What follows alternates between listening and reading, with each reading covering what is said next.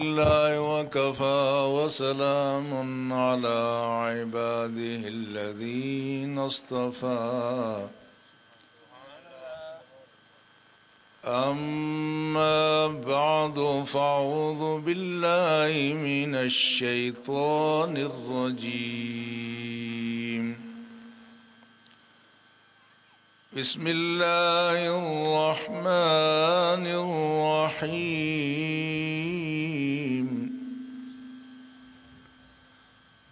ألا إن أولياء الله لا خوف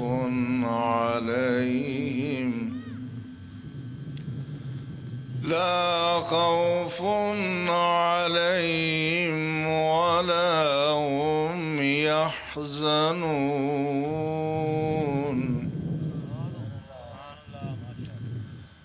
الذين آمنوا وكانوا يتقون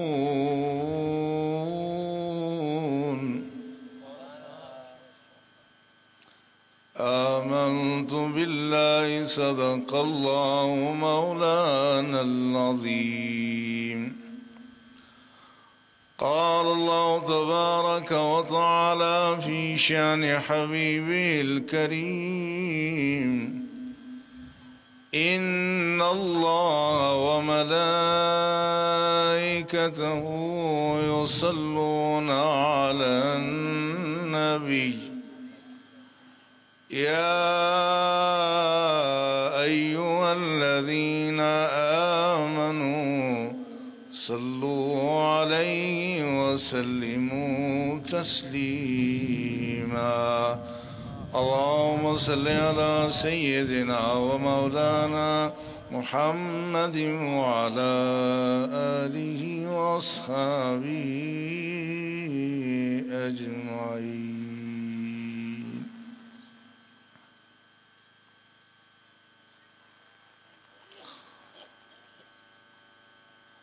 دربار عالیہ مولا شریف کے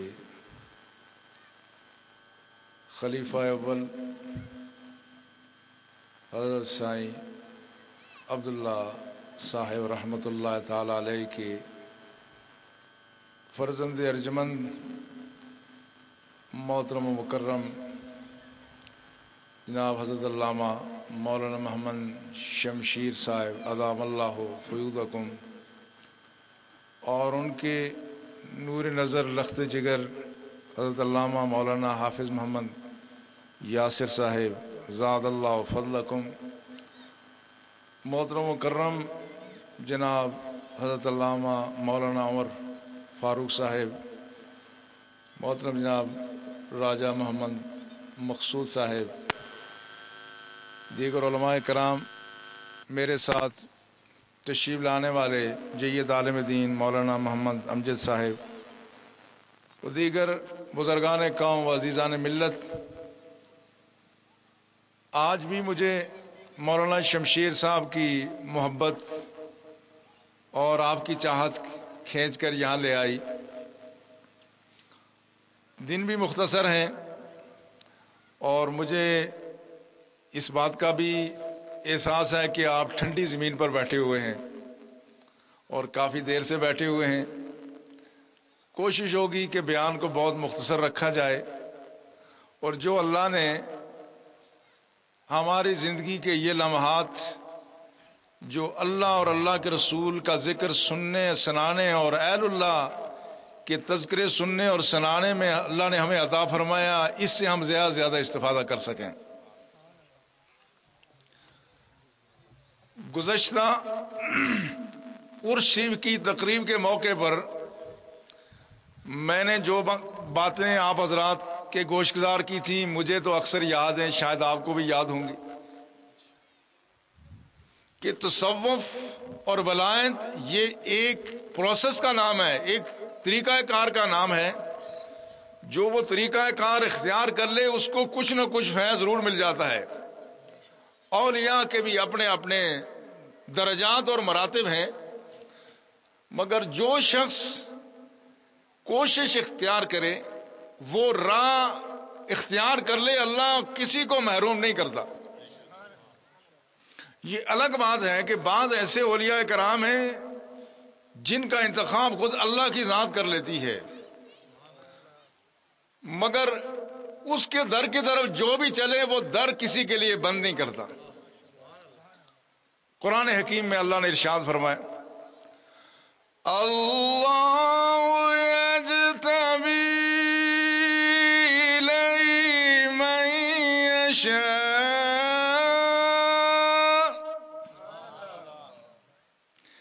اللہ جس کو چاہتا ہے چن لیتا ہے، انتخاب کر لیتا ہے، یہ اس کا کرم ہے، جس کو چاہے وہ چن لے۔ لیکن اس کا مطلب یہ نہیں کہ جس کو چنا نہیں گیا وہ اگر چنے ہوئے لوگوں کے پیچھے چل پڑا تو وہ محروم ہو جائے گا۔ سب لوگوں کے لیے یہ خوشخبری ہے، اللہ یجتبی الیہ من یشاء ویہدی الیہ من ینیب۔ اللہ بعض کو تو منتخب کر لیتا ہے، مگر جو اس کی طرف جھک جائے اللہ اس کو ہدایت کی راہوں میں اور ترقیاں عطا فرماتا ہے۔ دروازے اس کے سب کے لیے کھلے ہیں۔ اس لیے بعض اولیاء وہ ہیں جن پر اللہ کی نگاہ انتخاب پڑ گئی، وہ وہابی ولی ہیں، اور ولایت میں کسب کا اختیار ہے، نبوت میں کسب کا کوئی دخل نہیں ہے۔ اللہ جس کو چاہتا نبی بناتا ہے، محنت سے کوئی آدمی نبی نہیں بن سکتا، مگر مقام ولایت کا کوئی نہ کوئی درجہ اللہ اس کو عطا فرما دیتا ہے۔ اس لیے ولی کا معنی ہی ہے مددگار، ولی کا معنی حامی، ولی کا معنی کارساز، ولی کا معنی دوست ہے۔ اور اس حوالے سے بہت ساری غلط فہمیاں بھی پائی جاتی ہیں، چونکہ یہ لفظ ایسا ہے کہ یہ لفظ ولی کے کئی معنی ہیں۔ ولی کا معنی دوست، ولی کا معنی مددگار، ولی کا معنی کارساز، یہ مختلف معنی عربی زبان میں چونکہ اس کے متعارف ہیں، اس لیے بعض حضرات کو اس میں بہت ساری غلط فہمی ہو جاتی ہے، اس لیے کہ یہ لفظ اللہ نے اپنی ذات کے لیے بھی استعمال کیا، یہ اپنے بندوں کے لیے بھی استعمال کیا، اور یہ لفظ اپنے دوستوں کے لیے بھی استعمال کر کے دشمنوں کے لیے بھی استعمال کیا۔ اس لیے اس بات کو سمجھنے کی ضرورت ہے کہ ولی کون ہے اور یہ ولایت کا پروسیس کیا ہے۔ میں نے پچھلی دفعہ عرض کیا تھا کہ ولایت کا آغاز فرائض سے ہوتا ہے، جو شخص فرائض کا تارک ہو وہ کبھی ولایت کے پہلے زینے پر ہی نہیں چڑھ سکتا۔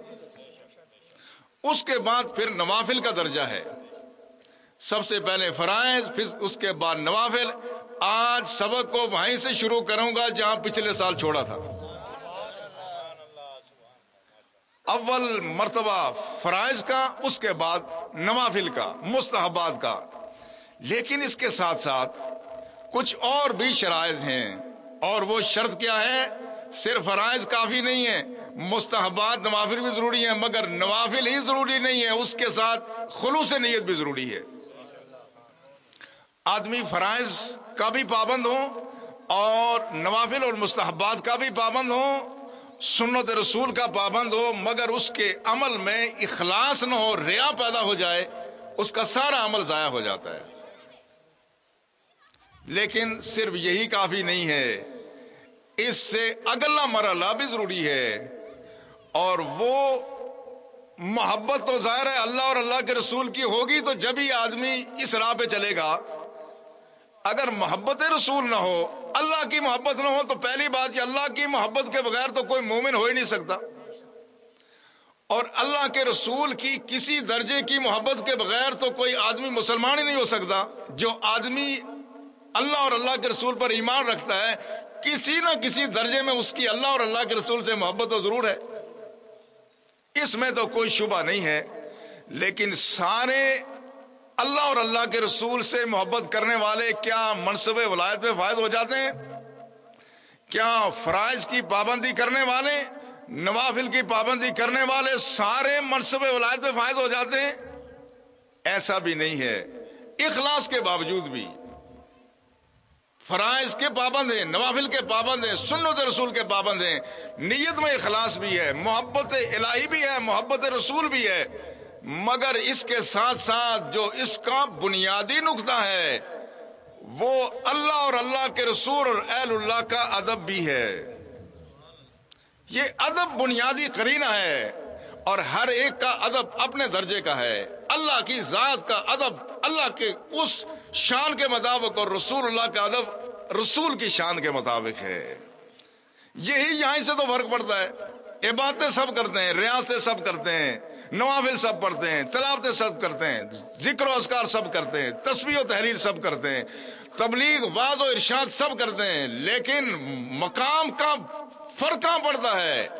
جو ادب والے ہیں وہ بلند مقام پہ چلے جاتے ہیں، جو ادب سے جتنا محروم ہے وہ اتنا نیچے رہ جاتا ہے۔ اس کی مثال ایسے ہی ہے۔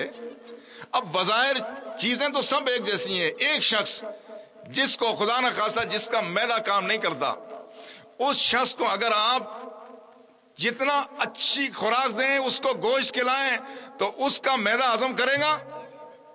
جس کو خدا نہ خواستہ اس حال کی تکلیف ہے اور معدہ کام نہیں کرتا ہے، آنتیں کام نہیں کرتی، اس کو گوشت کھلائیں گے، حالانکہ گوشت میں انرجی ہے، مگر یہ گوشت اس کو کام دے گا؟ نہیں، اس کا الٹا ری ایکشن ہوتا ہے۔ اس لیے جن لوگوں کا پیٹ خراب ہو جائے وہ گوشت نہیں کھایا کرتے نا، حالانکہ گوشت طاقت والی چیز ہے۔ جس شخص کو نمونیا ہو جائے وہ دودھ پی سکتا ہے؟ کہتے نہیں دودھ پیتے ہیں تو اس سے تو کھانسی بڑھتی ہے، حالانکہ یہ دودھ سے زیادہ طاقت والی چیز ہے ہی کوئی نہیں۔ ہے، یہ ہے طاقت والی چیز، مگر اس شخص کے لیے ہے کہ جس کا اندر کا نظام پوری طرح سے مکمل ہو، اس شخص کے لیے یہ بات ہے۔ ٹھنڈا پانی پئیں تو آب حیات، ٹھنڈا پانی دل کو سکون بخشتا ہے، مگر جو شخص نمونیا کا شکار ہو اس کو ٹھنڈا پانی آج کل پلا کے دیکھیں، اس کا نتیجہ کیا ہوگا؟ حالانکہ ٹھنڈا پانی یہ انسان کو سکون بخشتا ہے، قرار بخشتا ہے، راحت بخشتا ہے، مگر اندر نظام میں ایک ایسی خرابی ہے کہ اب یہ ٹھنڈا پانی صحت مند آدمی پیے گا تو اور اثر ہے، بیمار آدمی پیے گا تو اور اثر ہو جائے گا۔ یہی وہ بات ہے۔ اعمال بظاہر لوگ کرتے ہیں، کچھ کم کرتے ہیں، کچھ ضائع کرتے ہیں، تو فرق کہاں پڑتا ہے؟ فرق جا کے ادب اور احترام میں پڑتا ہے۔ جو شخص جتنا اللہ اور اللہ کے رسول کا مؤدب ہے اسی قدر اس کا عمل اللہ قبول فرما لیتا ہے، اور جس قدر ادب اور احترام میں کمی ہو اسی قدر اس کا عمل وہ اندر سے خالی ہو جاتا ہے۔ اب اس بات سے اندازہ لگائیں کہ ایک شخص، بخاری شریف کی روایت ہے، رسول اللہ صلی اللہ علیہ وسلم کے زمانے میں ہے، اللہ کے رسول پر ایمان بھی رکھتا ہے، اللہ کے رسول کو رسول بھی مانتا ہے، مگر یمن سے حضرت علی رضی اللہ تعالی عنہ نے کچھ سونا بھیجا، رسول اللہ صلی اللہ علیہ وسلم تقسیم فرما رہے ہیں، اللہ کے رسول وہ سونا تقسیم فرما رہے ہیں، ایک شخص کھڑا ہو گیا، اور جب وہ کھڑا ہو کے رسول اللہ صلی اللہ علیہ وسلم سے کیا کہتا ہے؟ یا رسول اللہ اتق اللہ، اے رسول اللہ سے ڈرو، اللہ کے رسول کو رسول مانتا ہے۔ اور دوسری روایت یہ ہے کہ وہ کہتا ہے یا رسول اللہ اعدل، اے رسول انصاف کر۔ کیا بات کرتا ہے؟ کہ اللہ کے رسول کو رسول مانتا ہے، اللہ کے رسول کی رسالت کا منکر نہیں ہے، مگر کہتا کیا ہے؟ کہتا ہے یا رسول اللہ اعدل، اے رسول انصاف کر۔ اور دوسری روایت یہ کہتا ہے اتق اللہ، اللہ سے ڈرو، حالانکہ خود اللہ نے قرآن میں رسول کو یہ فرمایا ہے اے رسول تم تقوی اختیار کرو۔ اللہ نے جو بات اللہ نے قرآن میں فرمائی یا ایھا النبی اتق اللہ، اے نبی اللہ سے ڈر، تقوی اختیار کر۔ اب یہ شخص بھی وہی کلمات دہراتا ہے، کوئی نئی بات اس نے نہیں کی ہے۔ یہ کیا کہتا ہے؟ اتق اللہ، اے رسول تقوی اختیار کرو، اللہ سے ڈرو۔ اب اس کی جو صورتحال ہے، صحابہ کرام نے اس کے سارے خد و خال کو محفوظ کر دیا کہ یہ آدمی کیسا تھا، حالانکہ اللہ کے رسول کے صحابہ کا طریقہ یہ تھا کہ اللہ کے رسول کے صحابہ اللہ کے رسول کے خد و خال ان کے اداؤں کو محفوظ رکھتے تھے، باقی کسی سے کوئی سروکار نہیں ہوتا تھا، مگر یہ شخص جب کھڑا ہوا تو صحابہ نے اس کے خد و خال کو محفوظ کر لیا۔ اس کی صورت کیا تھی؟ مشرف الوجنتین، اور غائر العینین، اس کے گال ابھرے ہوئے تھے، آنکھیں دسی ہوئی تھی، ناشز الجبہ، پیشانی اس کی گنجی تھی، اور مشمر الازار، اس کی ازار، اس کا پاجامہ یا شلوار اوپر اٹھی ہوئی تھی، اور اس طرح کی وہ کیفیت تھی. اب ہاں، اور مخلوق الراس تھا. یہ ساری اس کے ساری کیفیت وہ صحابہ نے بیان کر دی کہ اس کی پیشانی وہ ہے گنجا، سر منڈا ہوا ہے، اپنے شلوار اوپر کی ہوئی ہے، آنکھیں اس کی دسی ہوئی ہیں، گال نکلے ہوئے ہیں. اب یہ شخص رسول اللہ صلی اللہ علیہ وسلم سے کہہ رہا ہے اتق اللہ. اس میں اتنی دیر میں حضرت عمر کھڑے ہو گئے. کہا دانی یا رسول اللہ صلی اللہ علیہ وسلم اضرب عنقہ، یا رسول اللہ مجھے اجازت دو میں اس کا سر قلم کر دوں. اس کی جرت کے اللہ کے رسول کو کہتا ہے خدا سے ڈر. تو رسول اللہ صلی اللہ علیہ وسلم نے اس کو فرمایا ویلک من یاد لذا لم یاد عادل، فرمایا خدا تیرا برا کرے، اب میں انصاف نہیں کروں گا تو روئے زمین پہ انصاف کون کرے گا؟ اللہ اکبر یا رسول اللہ صلی اللہ علیہ وسلم. اب دوسری روایت جو مسند احمد ابن حنبل کی ہے اس میں یہ بات ہے کہ حضرت عمر نے کہا دانی اقتل هذا الخبیث المنافق، یا رسول اللہ اجازت دے اس منافق خبیث کو میں قتل کر دوں. پر رسول اللہ صلی اللہ علیہ وسلم نے اس بات کی اجازت نہیں دی. فرمایا داہو، فرمایا چھوڑ دے، ان لہ اصحابہ، اس کے ایسے لوگ آئیں گے یحقر احدکم صلاتہ ما صلاتی و صیامہ ما صیامی، فرمایا اس کی نسل میں ایسے لوگ ہوں گے کہ لوگ اپنی نمازوں کو ان کی نمازوں کے مقابلے میں حقیر سمجھیں گے، ان کے روزوں کو دیکھ کے لوگوں کو اپنے روزے حقیر محسوس ہوں گے. یمرکون من الدین کما یمرکون السہم من الرمیہ، یہ دین سے ایسے نکل جائیں گے جس طرح کمان سے تیر نکل جاتا ہے. سوچنے کی بات کیا ہے؟ سوچنے کی بات یہ ہے کہ کیا یہ شخص اللہ کے رسول کو رسول مانتا تھا یا نہیں مانتا تھا؟ مانتا تھا. یہ کہا نا اے دل یا رسول اللہ، یہ اللہ کے رسول کی رسالت کا منکر نہیں ہے. کیا یہ بے نمازی ہے؟ اللہ کے رسول صحابہ سے فرماتے ہیں کہ اس کی اور اس کی نسل کی نمازوں کی یہ کیفیت ہوگی کہ تمہیں اپنی نمازیں اس کے مقابلے میں حقیر محسوس ہوں گی. یہ صحابہ کو کہا جا رہا ہے، اور تمہیں اپنے روزے اس سے کم محسوس ہوں گے. لیکن کیا وہ اس کے باوجود اس کا دین میں کوئی مقام ہے؟ نہیں، کوئی مقام نہیں. اللہ کے رسول فرماتے ہیں وہ دین سے ایسے خارج ہو گیا جس طرح گلیل سے گیٹا نکلتا ہے. یہ پہاڑی زبان سمجھتے ہیں نا، تیر سے کمان نہ نکل، گلیل پہلے ہوتی تھی نا، اب گلیلیں بھی ختم ہو گئی ہیں. جس طرح کمان سے تیر نکل، فرمایا یہ دین سے نکل گیا ہے. سوچنے کی بات یہ ہے کہ اس نے کیا کیوں دین نکل گیا؟ کیا اللہ کے رسول کو رسول نہیں مانتا؟ اللہ کے رسول کو رسول مانتا ہے، اور نمازیں بھی پڑھتا ہے، اور یہ روزے بھی رکھتا ہے. صحابہ کو کہا جانا تمہاری نمازیں اور روزے اگر تقابل کیا جائے تو اس سے کم محسوس ہوں گے. لیکن بات کیا ہے؟ ادب رسول سے محروم ہے. ادب رسول یہ بنیاد اور اساس ہے. یہ ادب رسول اگر نہ ہو تو خواہ آدمی رسالت پر یقین بھی رکھ لے مگر وہ اس کی عبادت اس کو کام نہیں دیتی ہے. ادب اور احترام رسول ہوں. یہ اولیاء کرام جتنے تھے یہ سارے ادب اور احترام والے تھے. کوئی بے ادب شخص آج تک منصب ولایت پر فائز نہیں ہوا ہے. یہ سارے ادب اور احترام والے تھے. اس لیے اس بات کا خیال رکھنا ضروری ہے کہ اس راہ میں چلنے کے لیے، انابت کی طرف جانے کے لیے، اللہ کے حضور مقام پانے کے لیے فرائض بھی ضروری ہیں، نوافل بھی ضروری ہیں، مستحبات بھی ضروری ہیں، اخلاص بھی ضروری ہے، محبت الہی بھی ضروری ہے، محبت رسول بھی ضروری ہے، اور ادب آخری کرینہ ہے. اگر یہ نہ ہو تو ساری عبادات کا خلاصہ، ساری عبادت کا جوہر ضائع ہو جاتا ہے. اس بات کی ضرورت ہے. لہذا اولیاء کرام کون سے ہیں؟ اولیاء وہ ہیں الذین آمنوا وکانوا یتقون. یہ وہ لوگ ہیں جو ایماندار بھی ہیں، ایمان بھی لائے اور انہوں نے تقوی بھی اختیار کیا. اب یہ تقوی کیا چیز ہے؟ میں دنیاوی کچھ مثالیں ہیں ہمارے یہاں، اگرچہ یہ پتن شیر خان کا یہ علاقہ دور دراز دیہات ہے، لیکن الحمدللہ یہاں علم بڑا ہے. یہاں کے لوگوں نے ہر شعبہ زندگی میں اپنے آپ کو منوایا ہے، یا علم ہے. اس لیے میں اس طرف آپ کی توجہ مبذول کراؤں گا. تقوی کیا چیز ہے؟ ایمان کے ساتھ تقوی ضروری ہے. تقوی ہو تو ایمان محفوظ رہتا ہے، تقوی نہ ہو تو ایمان محفوظ نہیں رہتا۔ ایمان ایک باطنی زندگی کا نام ہے اور تقوی باطنی زندگی کی حفاظت کرنے والے نظام کا نام ہے۔ جس طرح ہماری یہ جو زندگی بدنی ہے، یہ جو ہماری زندگی ہے، اس کو بچانے کے لیے اللہ نے ہمارے اندر ایک مدافعتی نظام رکھا ہے۔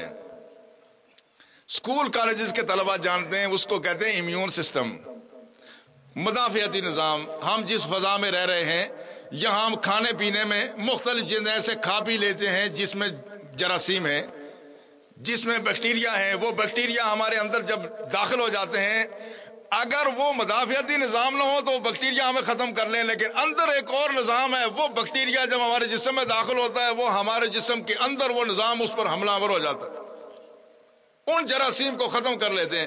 ہمیں بیماری کا اس وقت پتہ چلتا ہے جب وہ جراثیم لڑتے لڑتے کمزور ہو جائیں، اور اس کے بعد پھر ہمیں اندازہ، ورنہ بے شمار بیماریاں ہماری اسی طرح سے ختم ہو جا رہی ہیں اور وہ ہمارا مدافعتی نظام اس کو ختم کر لیتا ہے۔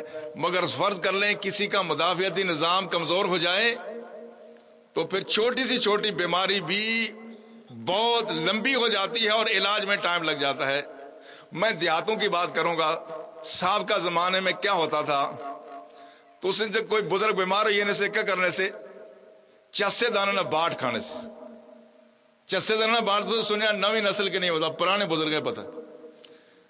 کوئی بیماری ہو گئی، تکلیف، چسے دانے نہ باٹ کھائی، اس کے بعد پسینہ ہننے سے، پسینہ نکلتا، بندے ٹھیک ہو گئے۔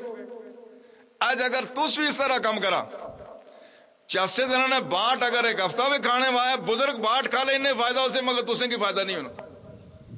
کیوں؟ کیا وجہ دی؟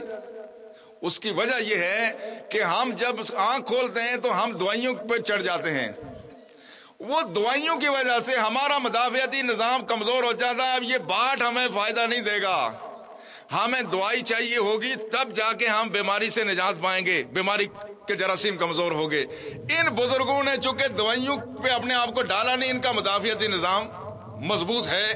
لہذا جس طرح جسمانی زندگی کو بچانے کے لیے اللہ نے اندر مدافعتی نظام رکھا ہے، اسی طرح نے اللہ نے ہماری باطنی زندگی، ایمانی زندگی کو بچانے کے لیے ایک نظام رکھا ہے، اسی کا نظام تقوی ہے، اسی کا نام تقوی ہے۔ مومن گناہ کر سکتا ہے مگر گناہ پر قرار نہیں پا سکتا۔ گناہ کر سکتے ہیں مگر گناہ کرنے کے بعد اگر جس آدمی کو گناہ کا احساس نہ ہو، وہ یہ سمجھ لے کہ میرا ایمان اب آخری سانس لے رہا ہے، آخری ہچکیاں لے رہا ہے، ایمان اس بات کا تقاضا کرتا ہے۔ ایمان کے ساتھ اگر تقوی ہو تو آدمی بے چین اور بے قرار ہو جاتا ہے۔ صحابہ کرام سے بھی غلطیاں کوتاہیاں سرزد ہو جاتی تھی، مگر ان میں اور ہم میں فرق کیا ہے؟ ان کا تقوی مضبوط تھا، وہ برائی کرنے کے بعد بے چین اور بے قرار ہو جاتے تھے۔ آج ہم گناہ کرنے کے بعد بے چین نہیں ہوتے۔ صحابہ کرام نے اگر کوئی گناہ کیا ہوتا، ایک شخص نے ایک دفعہ، ایک صحابی نے چوری کر لی اور رسول اللہ کے سامنے جا کر کے اعتراف جرم کیا۔ جب اعتراف جرم کیا، ان کو پتا تھا اس کی سزا کیا ہوگی، میرا ہاتھ کٹ جائے گا، اور ہاتھ کٹا۔ جب ان کا ہاتھ کٹا تو انہوں نے کہا الحمدللہ الذی اذھب عنی، خدا کا شکر ہے کہ میرا ہاتھ جدا ہو گیا، ورنہ اس کے ذریعے میں جہنم میں چلا جاتا۔ یہ وہ لوگ تھے کہ گناہ کرنے کے بعد گناہ پر اتراتے نہیں تھے، وہ گناہ کرنے کے بعد خاموشی سے بیٹھ نہیں جاتے تھے۔ وہ ماعز بن مالک اسلمی جو تھا، جس سے گناہ ہو گیا مگر بار بار اللہ کے رسول کے دربار میں جاتا، کہتا یا رسول اللہ مجھ پر حد نافذ کرو۔ پتہ ہے حد کون سی ہے؟ حد یہ ہے رجم ہے، پتھر مارے جائیں گے، لو لوہان ہوں گا، اور اسی میں میری جان کب سے انصری سے پرواز کرے گی۔ مگر اس کے ایمان کا اندازہ کریں، اس کے دل میں تقوی تھا، وہ بے چین اور بے قرار تھا۔ بار بار اللہ کے رسول سے کہہ رہے یا رسول اللہ مجھ پر حد قائم کریں۔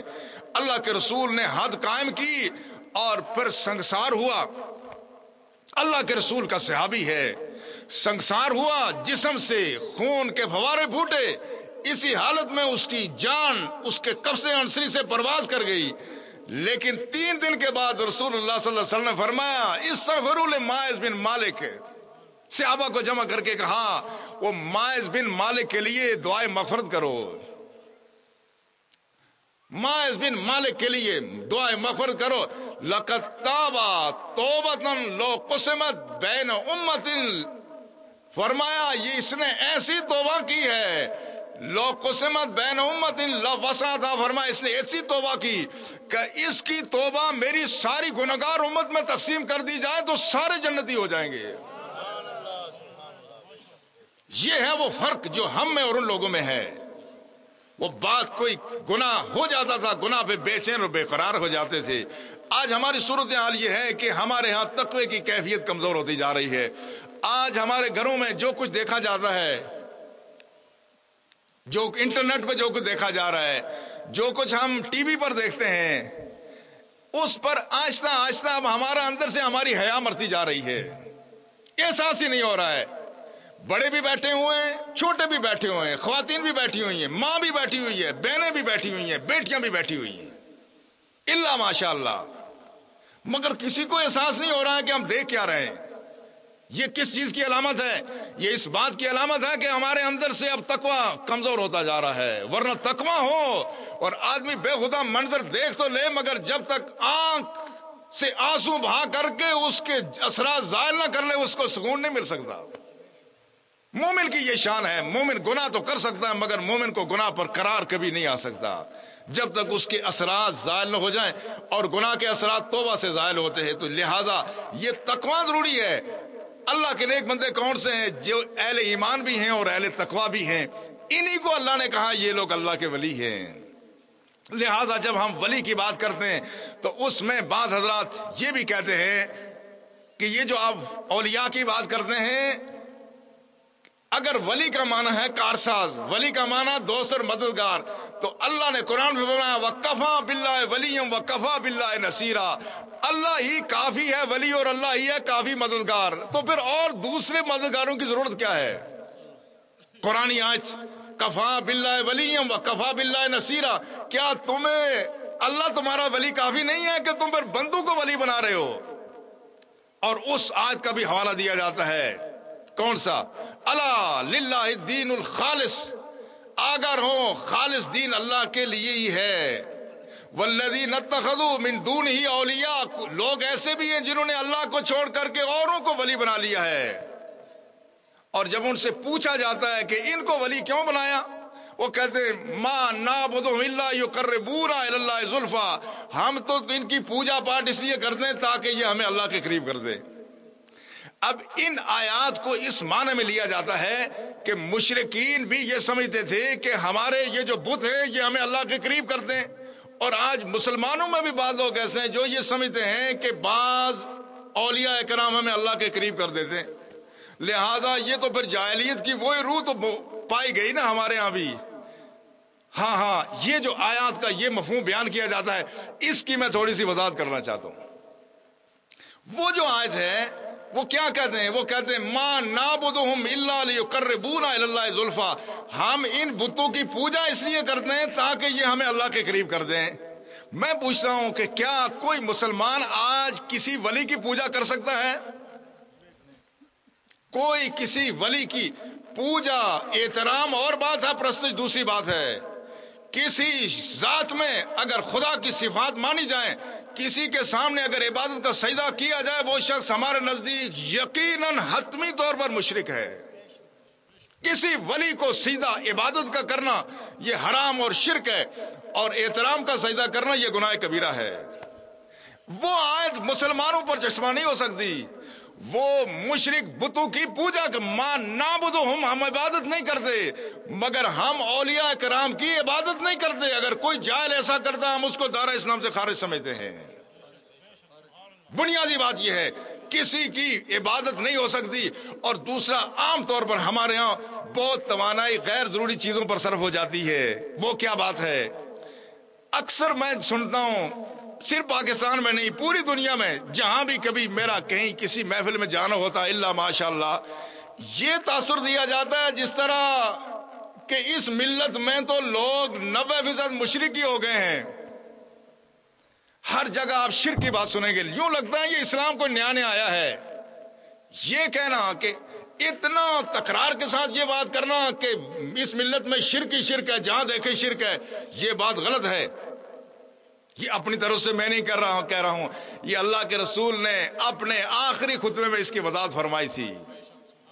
بخاری شریف اٹھا کر دیکھیں، رسول اللہ صلی اللہ علیہ وسلم حجۃ الوداع سے فارغ ہو کر جب مدینہ طیبہ تشریف لے گئے تو آخری خطبہ جو اللہ کے رسول نے دیا، بخاری شریف میں یہ روایت موجود ہے، اور حضرت امام بخاری نے اس حدیث کو نقل کیا کہ رسول اللہ صلی اللہ علیہ وسلم ان عقبہ بن عامر رضی اللہ تعالی عنہ قال رسول اللہ صلی اللہ علیہ وسلم صلی رسول اللہ صلی اللہ علیہ وسلم علی قتل احد بعد 8 سنین۔ رسول اللہ صلی اللہ علیہ وسلم آخری خطبہ مسجد نبی میں ارشاد فرمانے سے پہلے کہاں گئے؟ غزوہ احد کے شہداء کے مزارات پر تشریف لے گئے۔ فصلى صلاة المودع للأحياء والأموات، اللہ کے رسول نے یہاں صلہ کا لفظ امام بخاری نے استعمال کیا۔ صلہ کا معنی یہاں نماز پڑھنا نہیں ہے بلکہ دعا کر رہا ہے۔ اللہ کے رسول نے 8 سال کے بعد جا کے ان کے مزارات پر دعا کی، لیکن لگتا یوں تھا کہ یہ اللہ کے رسول لوگوں سے اب الوداع ہو رہے ہیں، الوداعی ملاقات ہے۔ ثم طلع المنبر، پھر رسول اللہ صلی اللہ علیہ وسلم وہاں سے ہو کے اپنے منبر پہ مسجد نبی میں تشریف فرما ہوئے۔ امام الانبیاء آخری خطاب فرمانے والے ہیں، اس کے بعد قیامت تک نام و پیام کا یہ سلسلہ ہمیشہ منقطع ہوگا۔ یہ خطاب ان صحابہ کو نہیں ہے، قیامت تک آنے والے ساری ملت اسلامیہ کو خطاب ہو رہا ہے۔ اللہ کے رسول تشریف طلع المنبر، منبر پر تشریف فرما ہوئے اور فرمایا انا بین ایدیکم فرت، انا بین ایدیکم راحت کے الفاظ بھی ہیں، فرمایا میں پہلے جا رہا ہوں تاکہ تمہارا انتظام کر لوں، وَأَنَا عَلَيْكُمْ شہید، اور یاد رکھنا میں تم پر گواہ ہوں گا، تمہارے اعمال پیش کیے جائیں گے، میں بروز حشر تمہارے اعمال کی گواہی دوں گا۔ وَإِنَّا مَوْعِدَكُمُ الْحَوْض، یاد رکھو تمہاری اور میری اجتماعی ملاقات اب حوض کوثر پر ہوگی۔ وَإِنِّي لَأَنظُرُ إِلَيْهِ مِن مَّقَامِ هَذَا، میں اللہ کا نبی مسجد نبی کے اس منبر پر بیٹھ کر کے حوض کوثر کو جنت میں دیکھ رہا ہوں۔ نگاہ نبوت کا اندازہ کریں۔ اس کے بعد فرمایا انی لست اخشی علیکم ان تشرکوا بعدی، فرمایا مجھے اس بات کا کوئی خوف نہیں کہ میرے بعد تم گمراہ ہو جاؤ گے یا شرک میں پڑ جاؤ گے۔ کس کو خطاب ہے؟ یہ اللہ کے رسول آخری خطبہ دے رہے ہیں۔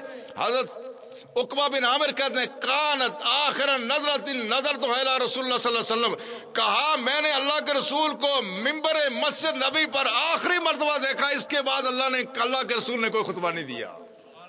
آخری خطبے میں اللہ کے رسول نے فرمایا لست اخشی علیکم ان تشرکوا، مجھے اس بات کا کوئی خوف نہیں ہے کہ تم مشرک ہو جاؤ گے، ولیکن اخشی علیکم الدنیا، ہاں میں دنیا کے معاملے میں تمہارے بارے میں خوف زدہ ہوں۔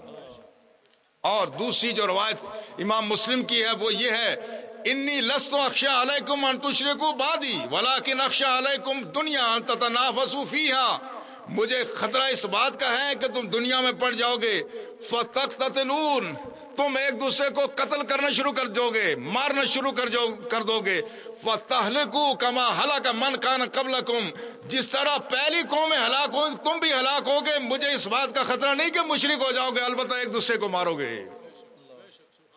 یہ قیامت تک آنے والے لوگوں کے لیے یہ پیغام ہے۔ اب اگر کوئی اللہ کے رسول، دوسری روایت ہے واللہ خدا کی قسم مجھے کوئی خوف نہیں کہ میری ملت مشرک ہو جائے گی، خدا کا رسول قسم کھا کے کسی بات کو کہے کہ یہ ملت میں شرک عام نہیں ہو سکتا، اکا دکا کوئی آدمی برائیاں جس طرح ہیں قوموں میں، اس قوم میں بھی اکا دکا کوئی آدمی اگر کسی مزار کو سجدہ کرتا ہے اور اگر احترام کا سجدہ کرتا ہے تو وہ گناہ کبیرہ ہے، اور اگر عبادت کا سجدہ کرتا ہے تو وہ شرک کرتا ہے، وہ ہم میں سے نہیں ہے۔ مگر اتنے لوگ کتنے ہوں گے؟ اس ملت میں یہ شرک کا کوئی خوف نہیں ہے، لہذا جو آدمی اس ملت میں شرک کی بات کرتا ہے کہ ہر طرف شرک ہو رہا ہے، وہ اللہ کے اس رسول کے فرمان کو فراموش کر رہا ہے۔ پہلی بات یہ ہے اس ملت میں یہ شرک نہیں ہو سکتا، اس میں اور خرابیاں دنیا داری کی ہو سکتی ہیں مگر اس میں شرک نہیں ہو سکتا. اس بات پر اطمینان رکھیں کہ اس ملت میں شرک نہیں ہو سکتا. یہ موسیٰ علیہ السلام کی قوم تو نہیں کہ موسیٰ علیہ السلام کوہ طور پر گئے تو واپس آ کے دیکھا کہ آدھی قوم مشرک ہو گئی ہے. 1400 سال گزر چکے ہیں مگر اس ملت نے آج بھی توحید کا علم بلند کر رکھا ہے. آج کسی قبر کو، آج کسی شجر و حجر کو، آج کسی درخت اور بوٹے اور کسی بت کو کوئی مسلمان نہیں پوچھتا، کوئی مسلمان پوچھ نہیں سکتا. یہ اس ملت کا اعزاز ہے، یہ اس ملت کی عظمت ہے کہ اس میں شرک نہیں ہوگا. لہذا جو آدمی شرک پر توانائی صرف کرتا ہے وہ اپنی توانائیاں ضائع